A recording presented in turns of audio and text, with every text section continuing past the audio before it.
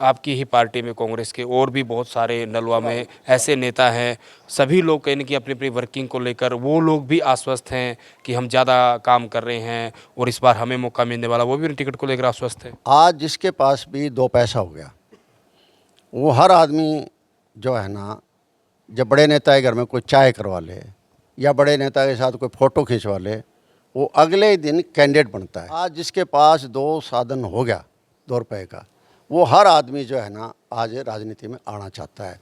और राजनीति में नहीं है, सीधा टिकट चाहता है। आज अगर कोई भी टिकटार्थी कहीं जाता है, उससे कोई पूछा जाए कि ये फलाना काम कहाँ से होता है, उसको नहीं पता है किसी को। तो प्रोफेसर संपत सिंह आखिर कितने मजबूत हैं और कितने आश्वस्त हैं टिकट को लेकर? देखिए, ऐसा है, मैं बताऊँ, मेरा तो एक ही भावना रहती है कि लोगों की सेवा की जाए। हालांकि मैं जो है ना, बहुत मैंने लोगों की सेवा करी है और इसी लक्ष्य को लेकर जो है ना मैं आया था। मैं बाई कन्विक्शन तो जो है ना, मैं एक टीचर था और बाई चांस मैं एक पॉलिटिशियन बन गया। तो बाई चांस बन गया तो आगे उसको, ताकि मैं जरी मेरी जो सोच है उसको मैं लागू करूं, और मैंने मेरा पूरा प्रयास किया। पोजीशन में रहा तो डट के लोगों की आवाज़, लोगों की अपना असेंबली के अंदर उठाई है, चीफ मिनिस्टर के सामने उठाई है। ऐसी इतनी आवाज़ उठाई लोगों की कि मैं अपने आप को भूल गया कि मेरे साथ कल को क्या होगा क्या नहीं होगा, मैंने परवाह नहीं की। और उसका मैंने बहुत भुगता भी। जैसे चौबे जनरल जी के टाइम था, मैं अपोजिशन लीडर था और वो चीफ मिनिस्टर थे, तो वो मेरे से इतने परेशान हो गए थे, इतने परेशान हो गए थे। वो वक्त का था, वो चलो आज वो वक्त जा चुका है।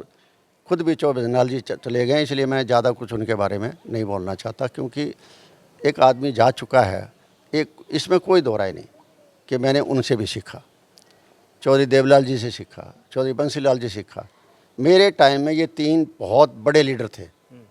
मैं आज ये नहीं कह सकता कि भजनाल जी लीडर नहीं थे, भजनाल लीडर थे, इसमें कोई दो राय नहीं। चाहे मैं अपोजिशन पार्टी में था, वो इन इज़ ओन राइट, वो भी एक पॉलिटिकल लीडरशिप थे, मार्क्सिस्ट के नेता वो भी थे।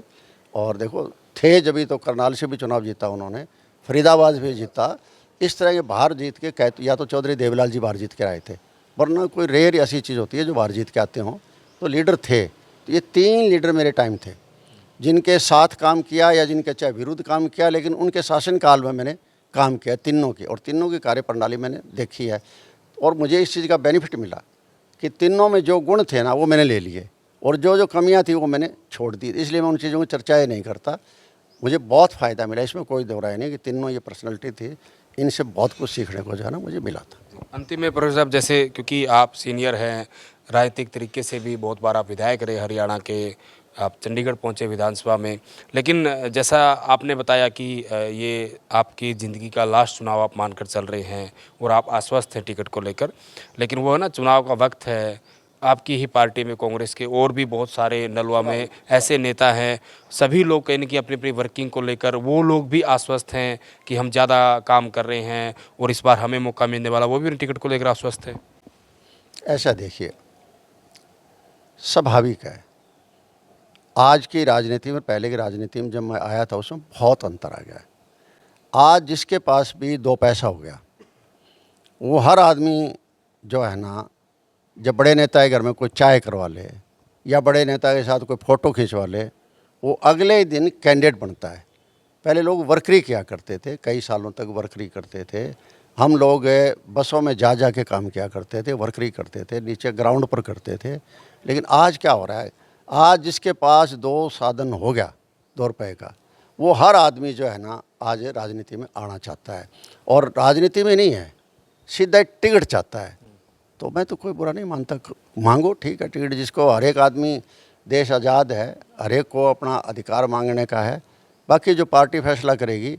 तो मुझे तो इस चीज़ का पूरा जो है यकीन है, क्योंकि मेरे जैसा आदमी आज राजनीति के अंदर, इतना पुराना आदमी, इतना मंझा हुआ आदमी, जिसको हर चीज़ का ज्ञान हो, मैं जो हर जो डिपार्टमेंट है उसके बारे में जिसको नॉलेज हो कि ये चीज़ कहाँ से करवानी है, ये चीज़ कहाँ से नहीं करानी है। आज अगर कोई भी टिकटार्थी कहीं जाता है, उससे कोई पूछा जाए कि ये फलाना काम कहाँ से होता है, उसको नहीं पता है किसी को, तो सिर्फ केवल मात्र और तरीक़ों से आते हैं। लेकिन मुझे किसी से कोई वो नहीं है, वो आए अपने तरीके से। लेकिन मेरे तो कहने का मतलब ये है कि मैं तो यहाँ तक है कि मुझे सेंटर के महकमों में पता है कि स्टेट में हम सेंटर के किस महकमे से कितना पैसा ला सकते हैं, और मैं लेकर आया भी था। जैसे हुड्डा साहब का यहाँ प्रोग्राम रखा, जितनी मांगे में रखी थी सारी की सारी उन्होंने पूरी करी थी, और अच्छा उनके सहयोग से सारे इलाके के अंदर ऐसा पैसा खर्च हुआ, लोगों की काफ़ी समस्याएं हल हुई।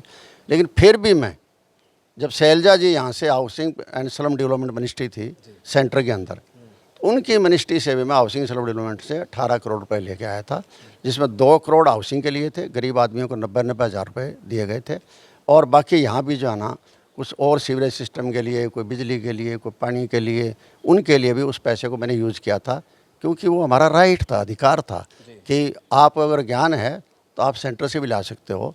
तो मुझे तो ये भी पता है, चाहे शैलजा जी ना भी होते, कोई और भी होता है मंत्री, तो ही मुझे पता है कि पैसा कहाँ से ला सकते हो, क्योंकि सेंटर के अंदर बहुत पैसा ऐसा है जो स्टेट की ग्रांट जो है लैप्स हो जाती है, और लैप्स होती इसीलिए है कि हम उसका जो आपको ज्ञान ही नहीं है, आप इम्प्लीमेंट करवा ही नहीं सकते हैं, तो होता है इस तरीके से।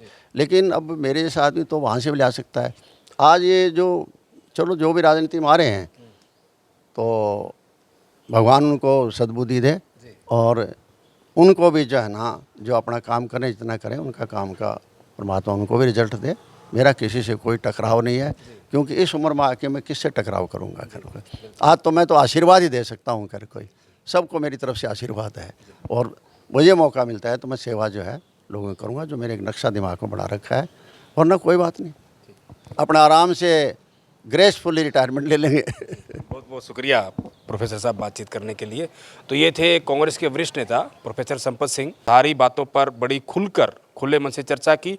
उनके साथ साथ, क्योंकि चुनाव सिर पर हैं जैसा मैंने कहा, और बहुत सारे टिकटार्थी होते हैं, अपने आप को भाई विधायक भी मानते हैं, तो प्रोफेसर साहब ने बड़े खुले मन से ये कहा है कि मैं इस चुनाव को ज़िंदगी का आखिरी चुनाव कहीं न कहीं मान कर लड़ रहा हूँ, और इनके मन में कसक है, इनके मन में कुछ ड्रीम प्रोजेक्ट है नलवा विधानसभा को लेकर, कि अगर पार्टी इनको मौका देती है और जनता इनको आशीर्वाद देती है, तो वो ये जो इनके मन में जो कहीं ना कहीं वो चीज़ें बना रखी हैं, स्वरूप जो एक तैयार कर रखा है, उसको ये पूरा करने का प्रयास करेंगे। और जो बाकी भी उम्मीदवार है उनके लिए भी प्रोफेसर साहब ने आशीर्वाद दिया है। उनका कहना है कि बड़ा लंबी उम्र होगी है, तो ये भी एक बड़ी पॉजिटिविटी है। नहीं तो आमतौर पर देखा जाता है कि कटाक्ष, इस तरह की बातें होती हैं एक दूसरे को लेकर, लेकिन प्रोफेसर साहब ने बड़े खुले मन से ये कहा है कि जो बाकी लोग भी जो काम कर रहे हैं उनको आशीर्वाद है, उनको अच्छा जो भी है वो देखना चाह रहे हैं, उनको उनका रिजल्ट मिले। तो आज की बातचीत कैसी लगी, और नलवा विधानसभा से कांग्रेस का मजबूत उम्मीदवार आप किसे मानते हैं, ज़्यादा से ज़्यादा कमेंट करें और वीडियो को ज़्यादा से ज़्यादा शेयर ज़रूर करें।